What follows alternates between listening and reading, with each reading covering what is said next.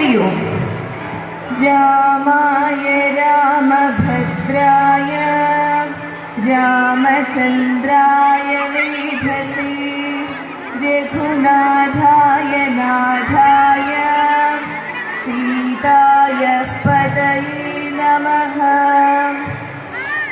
ആദികാവ്യമായ രാമായണത്തിൽ നിന്നും കാവ്യഭംഗി തുളുമ്പുന്ന നയന മനോഹരമായ ഒരു മുഹൂർത്തത്തെ ഒരു നിശ്ചല ദൃശ്യത്തിലൂടെ ഞങ്ങളിവിടെ പുനരാവിഷ്കരിക്കുന്നു. ഇഷ്ടപുരുഷനെ വേൾക്കാൻ കയ്യിൽ ഭരണമാല്യവുമായി ജനകജ. മകളുടെ സ്വയംവര ചടങ്ങിൽ സന്തോഷക്കണ്ണീർ തൂകിക്കൊണ്ട് ജനക മഹാരാജനും പത്നി സുനയനയും ത്രയംബകത്തിന്റെ ഞാനുലച്ച് കുലയ്ക്കാൻ തയ്യാറായി നിൽക്കുന്ന മര്യാദാ പുരുഷോത്തമനായ ശ്രീരാമൻ.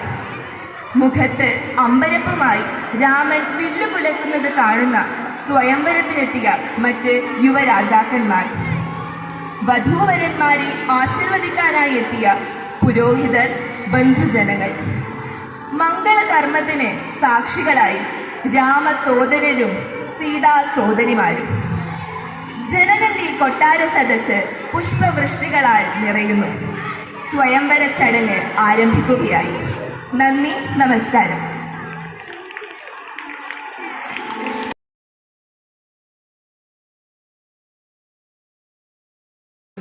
ലക്ഷ്മണരേഖ പിന്തുടരേണ്ടി വന്നു. ധിക്കരിക്കാൻ നീ ആരാണ്? വളർന്നു വരുമ്പോൾ ഞാൻ കേട്ടിട്ടുള്ള ഒരു സാധാരണ വാക്ക്, എൻ്റെ ചുറ്റുമുള്ള പെൺകുട്ടികളും സ്ത്രീകളും പലപ്പോഴും മാതാപിതാക്കളിൽ നിന്നും കേട്ട ഒരു വാക്ക്. ലക്ഷ്മണനും ജ്യേഷ്ഠനായ രാമനും രാമന്റെ ഭാര്യയായ സീതയും പങ്കിട്ട കാട്ടിലെ വാസസ്ഥലത്തെ ചുറ്റിപ്പറ്റിയാണ് ഈ വര വരച്ചിരിക്കുന്നത്.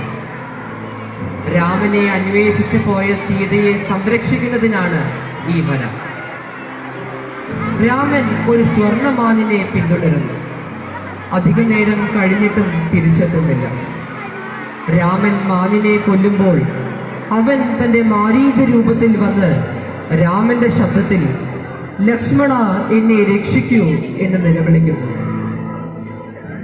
നിലവിളി കേട്ട് സീത അക്ഷമയായി തൻ്റെ സഹോദരനെ അന്വേഷിച്ചു പോകാൻ ലക്ഷ്മണനോട് ആവശ്യപ്പെടുന്നു.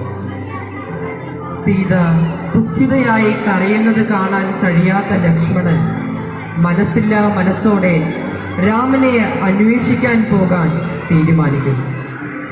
എന്നിരുന്നാലും പഞ്ചവടിയിൽ നിലത്ത് തൻ്റെ അസ്ത്രം ഉപയോഗിച്ച് ഒരു രേഖ വരച്ചു.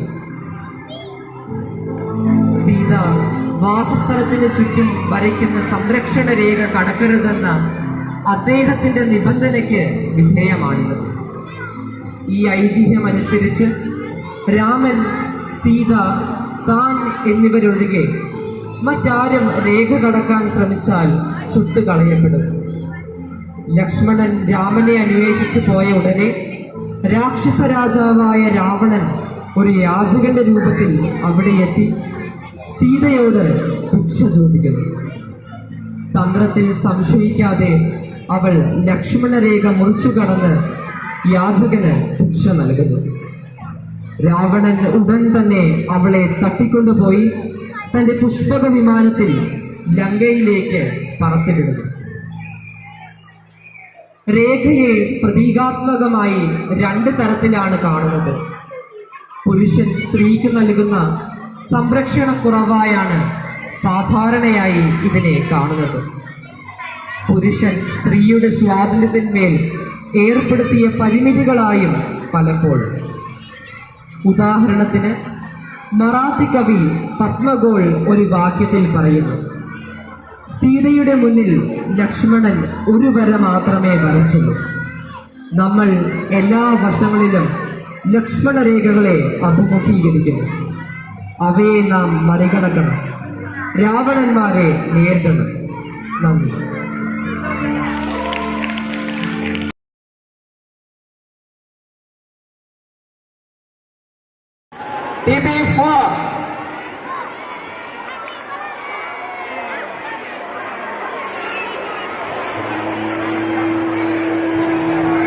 ഹരി ഓം.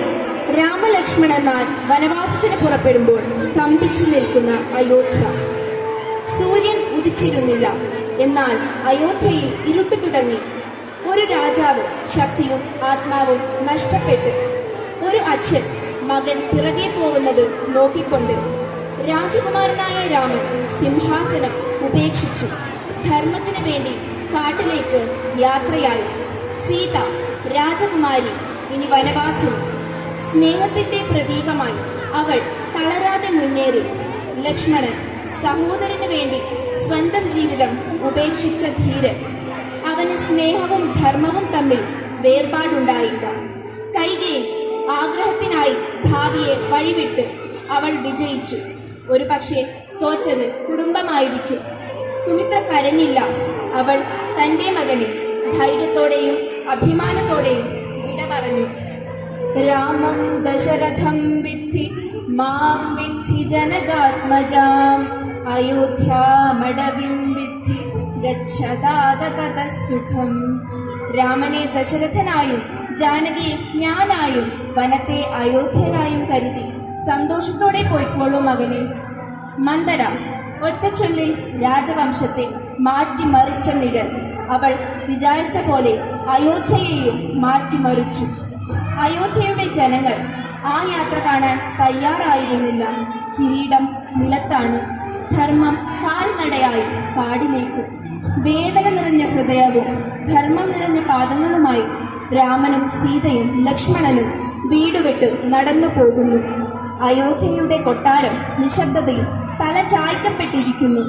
ദുഃഖത്തിൽ, വിങ്ങലിൽ, തകർന്ന സ്വപ്നങ്ങളിൽ ഇങ്ങനെ ആരംഭിക്കുന്നു പരിശുദ്ധമായ വനവാസം.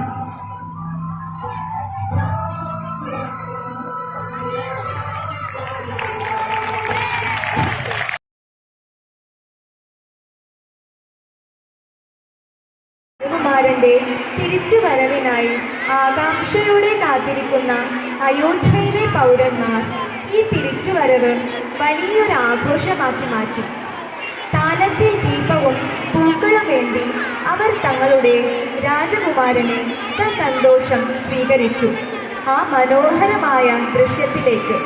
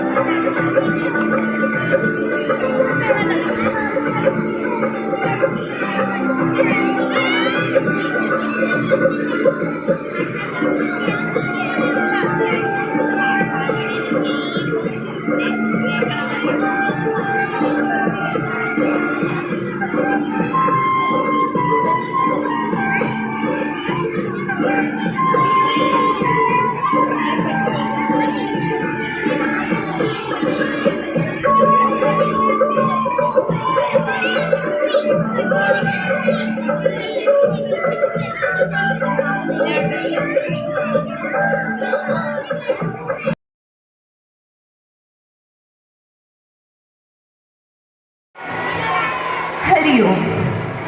രാമായ രാമഭദ്രായ രാമചന്ദ്രായ വേധസേ രഘുനാഥായ നാഥായ സീതായ പതയേ നമഃ.